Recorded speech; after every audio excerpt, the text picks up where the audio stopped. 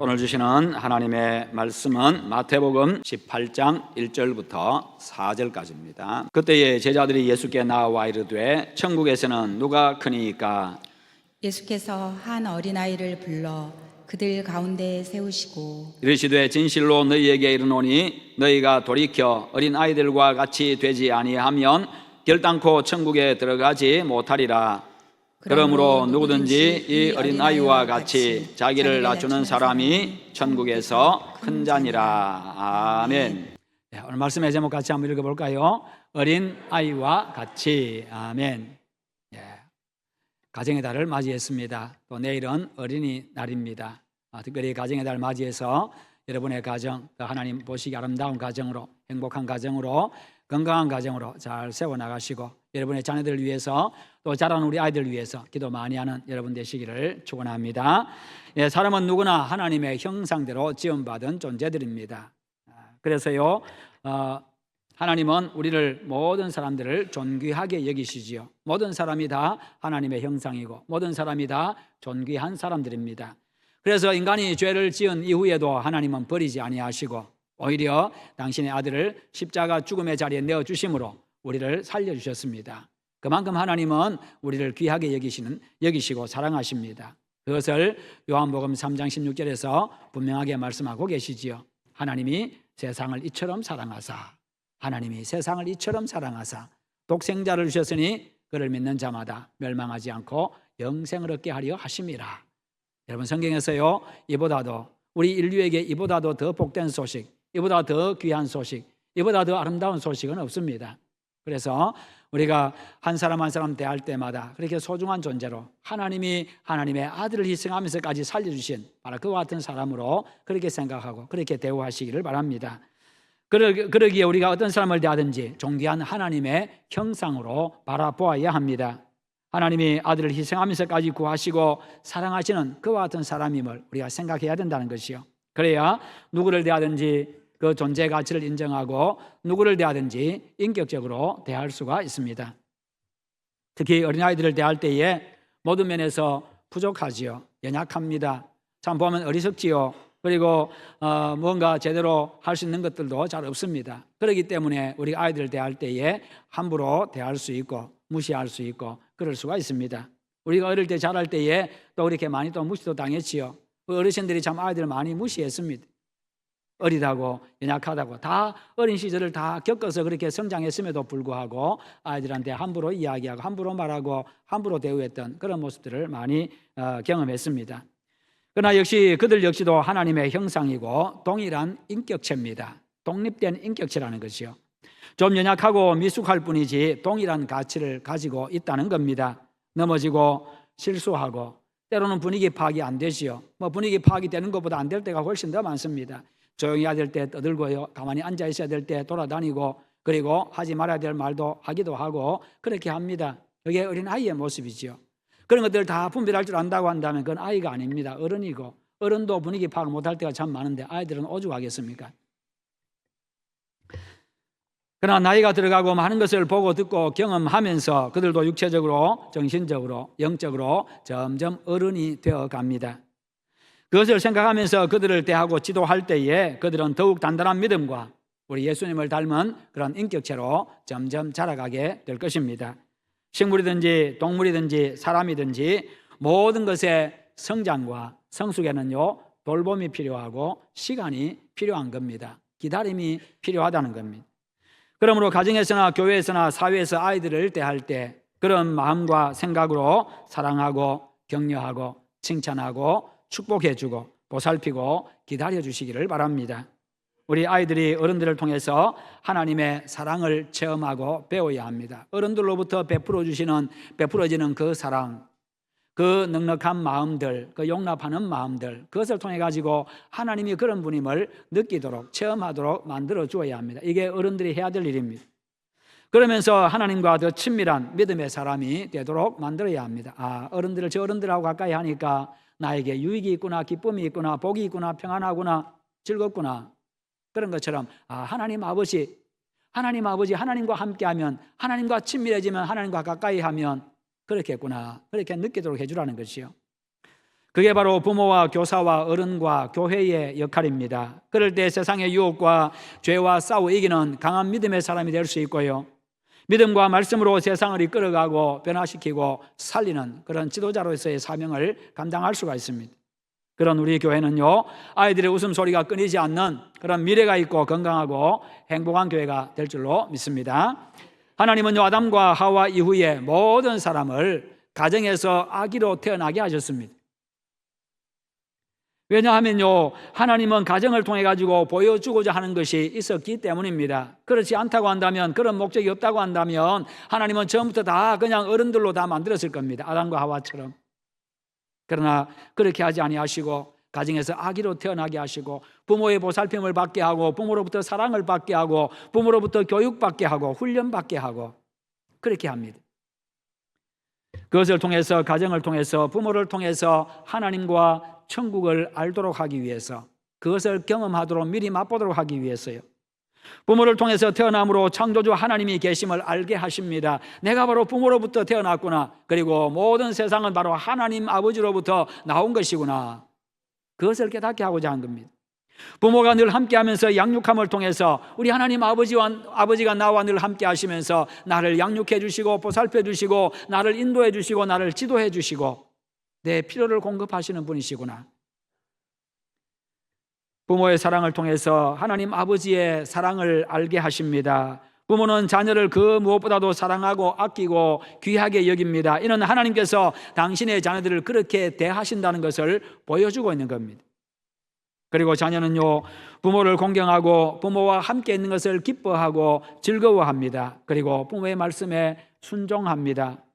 부모와 함께 있을 때 부모의 보호로 말미암아서 안정감을 느끼고 평안을 누립니다. 이는 하나님과 하나님의 자녀인 우리 사이를 보여주고 있습니다. 하나님과 우리 사이에서 우리가 하나님과의 관계에서 누리는 것들을 보여주고 있는 겁니다. 그렇습니다. 그 관계 속에서 우리가 누립니다. 부모와 자녀의 사랑의 관계를 통해서 천국을 배우게 되고 맛보게 됩니다. 이것은요, 이 세상에 세워지고 이 세상에서 맛보고 누리는 하나님의 나라입니다. 또한 하나님과 하나님의 자녀인 성도의 관계를 알게 하십니다. 그러므로 자녀들이 얼마나 소중한 존재인지를 기억하고 우리가 살아야 합니다. 가정의 이 모습을 회복하시기를 축원합니다. 우리도 부모님에게 자녀들입니다. 과거에 우리도 아이였습니다. 지금은 우리도 부모가 되었습니다. 그리고 자녀를 낳아서 양육을 했고 또 양육하고 있습니다. 자식들이 다 장성했다 할지라도 여전히 아이들, 자녀들을 위해서 기도해주고 있고 기도로 후원하고 정신적으로 후원하고 있습니다. 자녀를 통해서, 가정을 통해서 우리는 많은 것을 배우게 됩니다. 하나님과 자녀를 이렇게 연결해서 이해하지 아니하면요, 우리가 자녀를 우리의 소유물로, 부모의 소유로 생각하기가 쉽습니다. 많은 사람들이 자식에 대해서 자녀를 그렇게 생각함으로 말미암아서 자녀를 대할 때 잘못 대하는 경우가 많습니다. 그래서 자녀를 자기 욕심을 이루는 그런 도구로, 자기 만족을 위한 도구로, 내가 이루지 못한 꿈을 이루는 그런 도구로 생각을 합니다. 그래서 지나치게 요구합니다. 자녀가 가고 싶은 그 길을 가지 못하게 합니다. 자꾸만 또 다른 곳으로, 부모가 원하는 곳으로 자꾸 가려고 합니다. 그러나 여러분, 그 자녀 역시도 하나의 독립된 인격체입니다. 스스로 생각하고 스스로 꿈꾸고 스스로 살아갈 수 있는 그런 독립된 인격체라는 것이죠.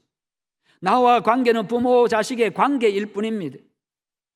내 영향을 받을 수밖에 없는 그런 존재지만 나에게 귀속된 존재가 아니라는 거예요. 그러기에 그들도 역시 자신들이 꾸어야 될 꿈을, 자신들의 꿈을 꿀 자유가 있고 권리가 있습니다. 그러기에 부모가 그 어떤 것들을 요구하고 강요해서는 안 된다는 것이요.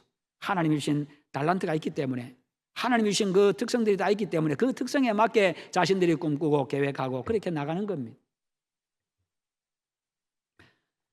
그렇게 자녀를요, 자기 소유물로 생각하다 보니까 함부로 대합니다.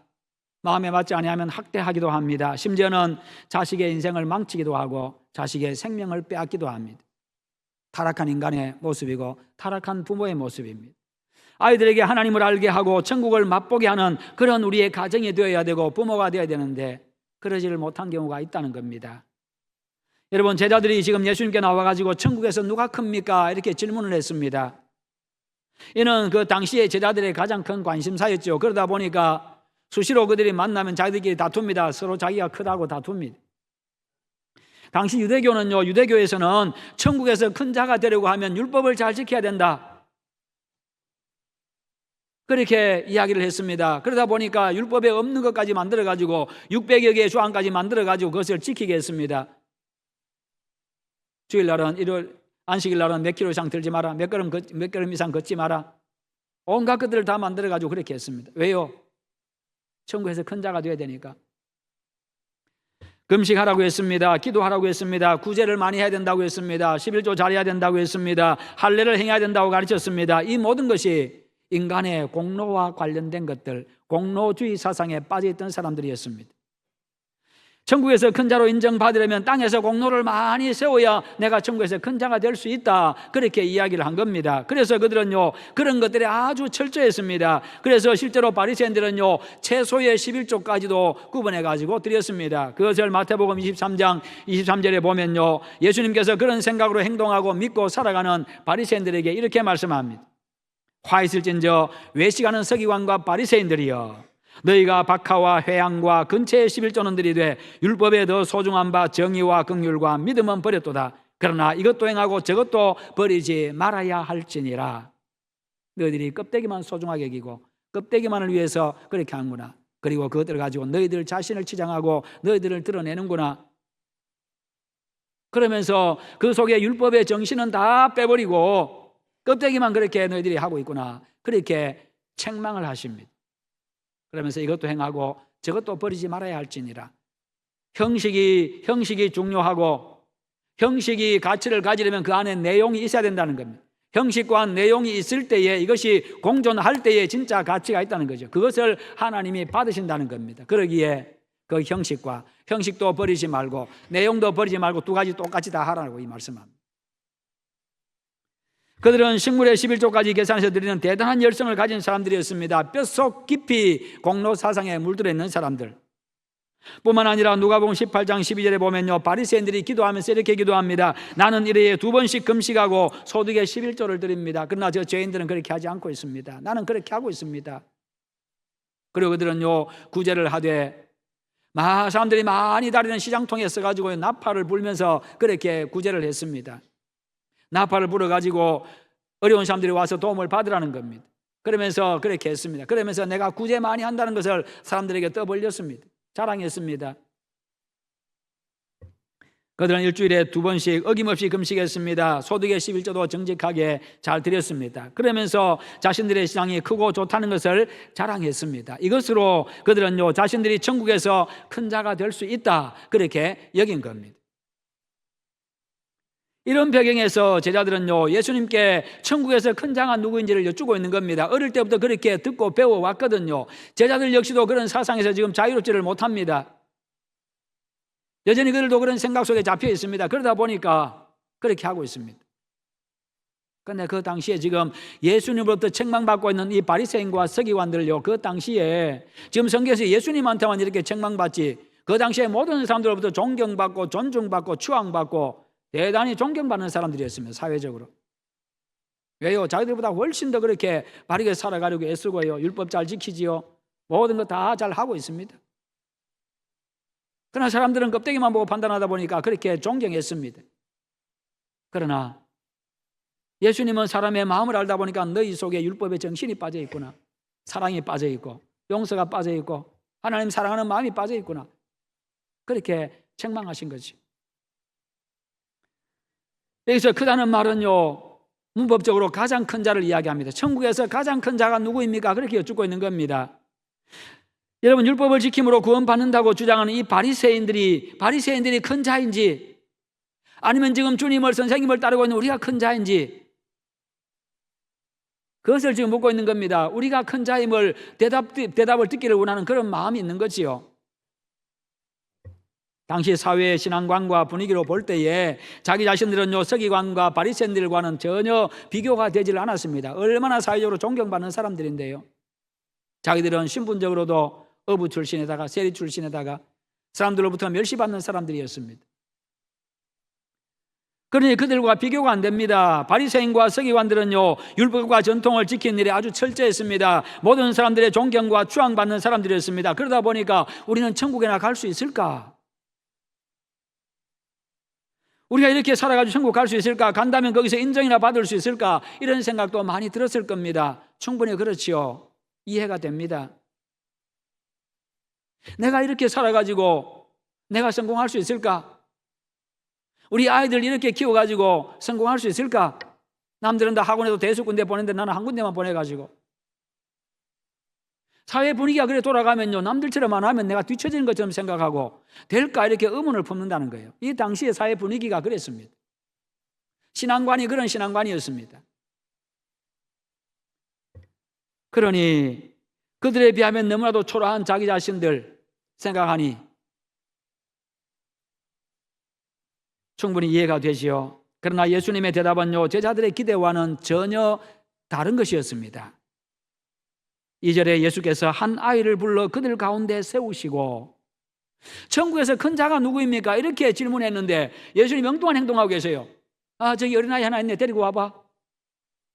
아이들을 데려다, 조그만 아이, 유치부 아이 하나 데려다가 앞에 세워놓습니다. 제자들 앞에 세워놓고 군중들 앞에 세워놨습니다. 제자들이 생각할 때, 사람들이 생각할 때 대단히 이상한 행동이었습니다. 여러분, 아이들은요, 이 바리새인들처럼 율법을 다 알지 못합니다. 어른들만큼 율법 알지도 못해요. 어른들만큼 잘 지키지도 못합니다. 아이들이 11조를 제대로 챙길 수 있겠어요? 유치부 아이가 부모가 챙겨주면서 가르치지 않은 거지요. 스스로 할 수 있는 게 없는 아이들입니다. 그런 아이를 지금 앞에 세워놓고 있는 거지요. 거기다가 아이들이 일주일에 2번씩 금식할 수 있겠습니까? 한 끼만 안 먹어도 죽는다고 울어 제끼는데 아이 보고 일주일에 이틀 금식하라고 하면 하겠습니까? 네. 그러니까 지금 바리새인과 서기관들, 이 어른들이 할 수 있는 거, 할 수 있는 게 아무것도 없는 그런 존재라는 거예요. 제자들처럼 따라다니면서 전도할 수 있는 것도 아닙니다. 누가 봐도 보잘것없습니다. 당시 사람들의 신앙관과 가치 기준으로 보면요, 자기 능력으로는 전혀 천국 갈 수 없는 자, 자기 힘으로 전혀 천국 갈 수 없는 사람, 천국에서 도무지 큰 자라고 인정받을 수 없는 그런 어린아이입니다. 예수님은 그런 어린아이를 불러가지고 제자들 가운데 세우시고 말씀합니다. 진실로 내가 너희에게 이른다. 너희가 돌이켜 어린아이들과 같이 되지 아니하면 결단코 천국에 들어가지 못하리라. 이렇게 말씀하세요. 선생님, 천국에서 큰 자가 누구입니까? 이렇게 질문했는데 아이를 데려다가 너희가 돌이켜서 이 어린아이와 같이 되지 아니하면 절대로 천국 못 들어간다. 어른들은 생각할 때 우리가 율법도 지키고 11조도 잘하고 봉사도 많이 하고 잘했으니까 당연히 내가 천국 가는 건 당연한 거고 누가 크냐 이게 중요한데 이걸 지금 생각하고 있는데 예수님은 아예 근본적인 문제를 이야기하면 천국 못 간다고 이야기하고 있습니다. 너희들 그 상태로 천국 못 간다.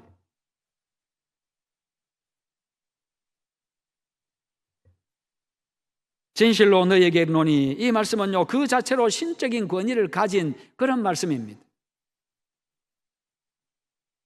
신의 말씀이다 그 말이지요. 진실로, 이 말은요, 예수 그리스도께서 진실하시고 성실하신 분이라는 것을 보여주고 있습니다. 그 당시 랍비들은요, 선생들은 유명한 선배 랍비들이나 아니면 대스승 랍비의 이름, 그들의 이름으로 가르치고 그들의 이름으로 선포를 했습니다.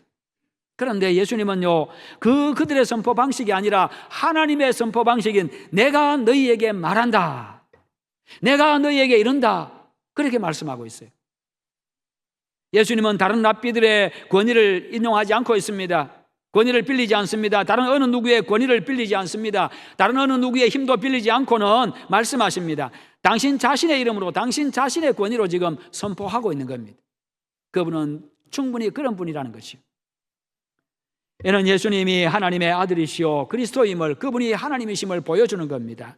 따라서 예수님의 이 말씀은 진리고 반드시 그렇게 된다는 것이요. 그런 예수님께서 천국에서 누가 큰 자인지를 묻는 제자들에게 돌이켜 이 어린아이들과 같이 되지 아니하면 결단코 천국에 못 들어간다. 지금 자신이 어떤 존재인지도 모르고 자기 욕심과 만족을 위해 살고 자기 힘과 의를 자랑하고 자기 능력으로 천국 갈 수 있다고 생각을 하고 자기 능력으로 천국에서 큰 자가 될 수 있다고 생각하고 교만하게 살아가는 자들, 그들에게 천국에서 큰 자가 문제가 아니라 천국을 아예 못 들어간다고 말씀합니다.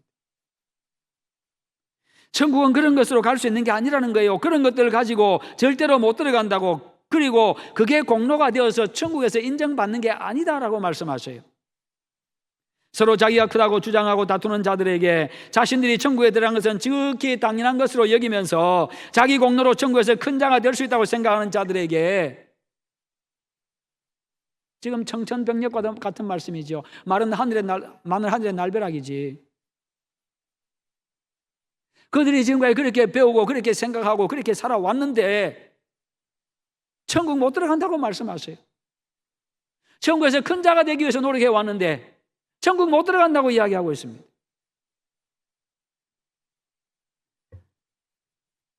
오히려 주님은 그런 생각, 그런 신앙에서 돌이키라, 그 생각이 잘못되고 그 신앙이 잘못되었다고 이야기합니다. 중요한 것은 가장 먼저 자신이 죄인임을 깨닫고 회개하는 겁니다. 내 힘으로 천국 갈 수 없는 존재임을 내가 인정하는 겁니다. 깨닫는 겁니다. 그리고 하나님의 은혜에 자신을 전적으로 의탁하는 겁니다. 하나님의 은혜로만 내가 구원받을 수 있고, 하나님의 은혜로만 내가 죄사함 받을 수 있고, 하나님의 은혜로 내가 영원한 생명 얻을 수 있다는 이 사실, 이것을 알고 이것을 믿어야 된다는 거예요. 그러지 아니하면 교만해집니다. 내 스스로 내가 의롭다고 생각합니다. 내 스스로 의롭게 될 수 있다고 생각하는 거예요. 왜요? 이런 거 많이 하면 의롭게 된다고 생각하고 있으니까, 이미 그런 신앙 가지고 있으니까. 여러분, 그렇습니다. 자신의 그 실상을 바로 알고 마음을 돌이켜서 회개하고 어린 아이들과 같이 천국을 사모하고 순수한 마음으로 주님의 이 말씀, 주님의 복음을 받아들이라는 겁니다. 그런 후에 결론적으로 말씀합니다. 4절에 그러므로 누구든지 이 어린아이와 같이 자기를 낮추는 사람이 천국에서 큰 자니라. 천국에서 큰 자가 되고 싶냐? 그러면 누구든지 이 어린아이와 같이 자신을 낮추라. 이 말씀은 모든 사람에게 해당됩니다. 누구든지라고 말씀합니다. 누구든지. 세상적인 가치 기준으로 볼 때,